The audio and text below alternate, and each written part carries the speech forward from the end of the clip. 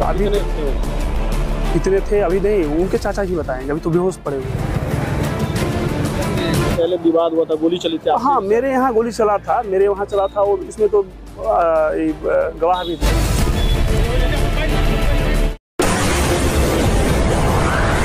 SN live, सच सबसे आगे।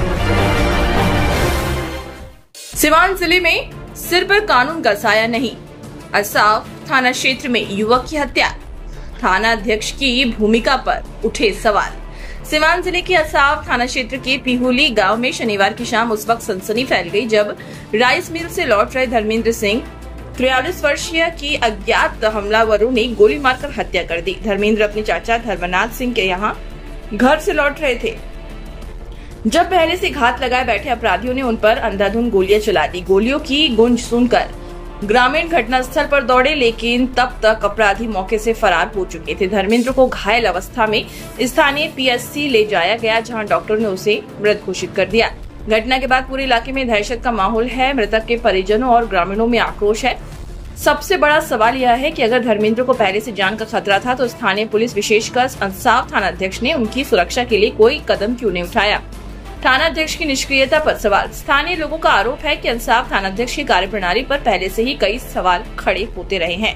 पिछले 1 वर्ष में इस क्षेत्र में अपराध की घटनाओं में बढ़ोतरी हुई है, लेकिन पुलिस की कार्रवाई सिर्फ कागजों तक ही सीमित दिखी है। मृतक धर्मेंद्र सिंह पिछले साल हुए एक गोलीकांड में मुख्य गवाह थे।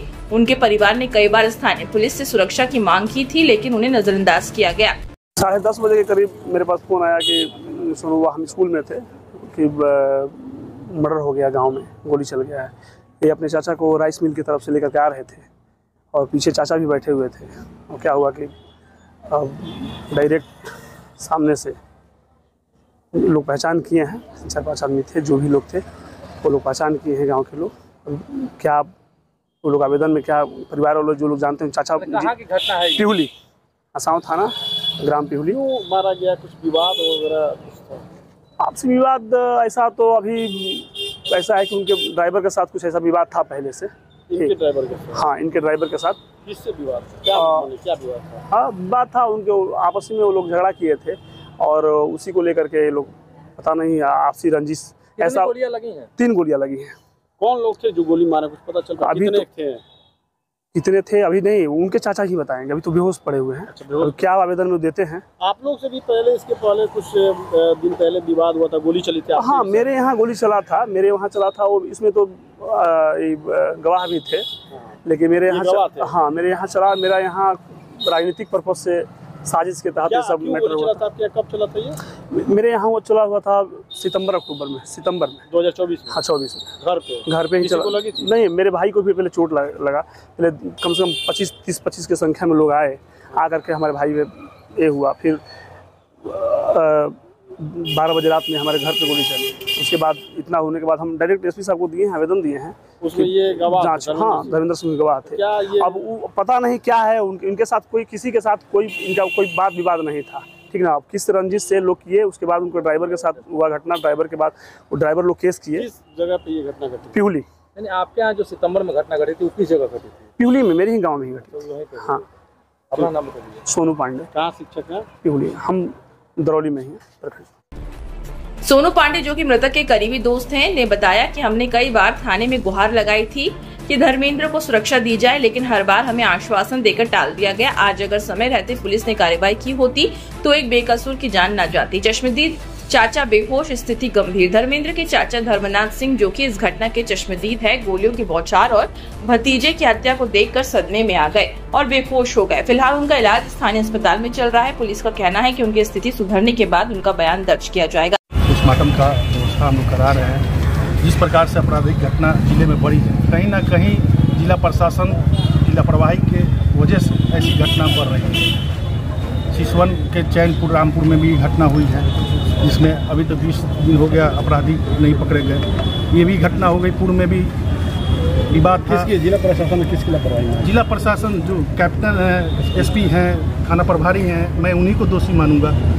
ये भी घटना पूर्व में भी सूचना प्रशासन को दी गई थी कि ऐसी घटना हो सकती है। जो मुखिया जी हैं उस पंचायत के, उनके दरवाजे पर अपराधियों ने 3 महीने पहले गोली चलाई थी, लेकिन जिला प्रशासन ने उस परिवार को सुरक्षा नहीं दिया, जिसे जिससे ऐसी बड़ी घटना घट गई। मैं सीमांत प्रशासन से मांग करते हैं कि भ्रष्ट अपराधियों के खिलाफ जल्द से जल्द कार्रवाई करें। यानी कि प्रशासन की चूक है ये प्रशासन का चूक है। थाना प्रभारी 3 महीने पहले पूर्व मुखिया पर गोली चल रही है और कोई प्रशासन उस मुखिया के परिवार को सुरक्षा नहीं दी जा रही है। उन्हीं के समर्थक के रूप में वो थे, उनकी हत्या कर दी गई है।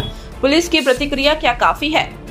घटना की पुष्टि करते हुए एसडीपीओ अजय कुमार सिंह ने बताया कि मामले की गंभीरता को देखते हुए फॉरेंसिक टीम को घटनास्थल पर साक्ष्य जुटाने के लिए भेजा गया है। पुलिस फिलहाल हत्या के कारणों की जांच कर रही है। हालांकि ग्रामीणों का कहना है कि पुलिस केवल खाना पूर्ति कर रही है। लोगों का भरोसा अब कानून से उठता जा रहा है। राजनीतिक प्रतिक्रिया और प्रदर्शन। घटना के विरोध में पिहुली गांव और आसपास के इलाकों में लोगों ने सड़कों पर उतरकर प्रदर्शन किया। ग्रामीणों ने थानाध्यक्ष को तुरंत हटाने की मांग की है। प्रदर्शनकारियों का कहना था कि जब तक दोषियों की गिरफ्तारी और थानाध्यक्ष पर कार्रवाई नहीं होती तब तक वे शांत नहीं बैठेंगे। स्थानीय जनप्रतिनिधि और पंचायत प्रमुख ने कहा कि यह सिर्फ एक हत्या नहीं बल्कि पूरे कानून व्यवस्था पर सवाल है। पुलिस प्रशासन की लापरवाही के कारण आज एक परिवार उजड़ गया। हम इस मुद्दे को जिले स्तर पर उठाएंगे। थानाध्यक्ष के खिलाफ जांच की मांग। परिजनों और ग्रामीणों ने उच्च अधिकारियों से इंसाफ थानाध्यक्ष के खिलाफ जांच की मांग की है। उनका कहना है कि थानाध्यक्ष की निष्क्रियता और संवेदनहीनता के चलते यह हत्या हुई। अगर पहले से मिली संकेतों को गंभीरता से लिया गया होता तो शायद धर्मेंद्र आज जिंदा होते। अभी वहाँ के मुखिया जो सोनू पांडे जी ने सूचना जानकारी मिली और वहाँ के पार्टी कार्यकर्ताओं ने इसकी जानकारी दी। ये जो घटना है वो निंदनीय है और धर्मेंद्र सिंह का नाम है। और घटना के तुरंत बाद हमने यहाँ के शिवानगी पुलिस से बात किया और ये मेरी जानकारी में भी है। पूर्व से भी कुछ इन लोग से विवाद जो अपराधी उनसे चलते आ रहा है। किस तरह का विवाद चल रहा है? अब विवाद कुछ चल रहा था और अपने मंसूबे पर कामयाब हुए। लेकिन इतना दावा है कि ये जो बिहार में जो सरकार काम कर रही है नीतीश कुमार के नेतृत्व में, अपराधी बख्शे नहीं जाएंगे। वो कहीं भी छुपे भी होंगे तो मेरा यह दावा है कि उन्हें शिक्षों में बंद करने का विवाद का कारण क्या हो सकता है इसका? अब कारण की जानकारी तो मुझे नहीं है, लेकिन उसकी जानकारी मैं कर रहा हूँ। और इस मामले में पीड़ित परिवार के साथ हम सभी बीजेपी के कार्यकर्ता थे या बीजेपी के कोई नेता थे? नहीं, बात भारतीय जनता पार्टी की नहीं है, बात अपने विचारधारा के थे और बात भाजपा की नहीं है। बात मानव का है, मानव कल्याण का है। और ये सभ्य समाज में किसी को गोली मार देना और आपराधिक तत्व के लोग अगर सभ्य समाज में कोई स्थान नहीं है और इससे हम इसकी पूरी भर्त्सना करें। क्या कहते हैं कानून के जानकार? कानून विशेषज्ञों का कहना है कि अगर किसी व्यक्ति को पहले से जान का खतरा है और वह गवाह है तो उसे सुरक्षा देना पुलिस की जिम्मेदारी है। यदि इसमें लापरवाही पाई जाती है तो संबंधित अधिकारी के खिलाफ विभागीय जांच होनी चाहिए। धर्मेंद्र सिंह की हत्या सिर्फ एक अपराध नहीं बल्कि पूरे सिस्टम पर तमाचा है। सवाल यह नहीं कि गोली किसने चलाई, सवाल यह है कि क्या हमारी पुलिस व्यवस्था इतनी लचर हो गई है कि एक गवाह की सुरक्षा सुनिश्चित नहीं कर सकती? क्या इंसाफ थानाध्यक्ष की जिम्मेदारी नहीं बनती थी कि खतरे की सूचना मिलने के बाद वह सक्रिय होते?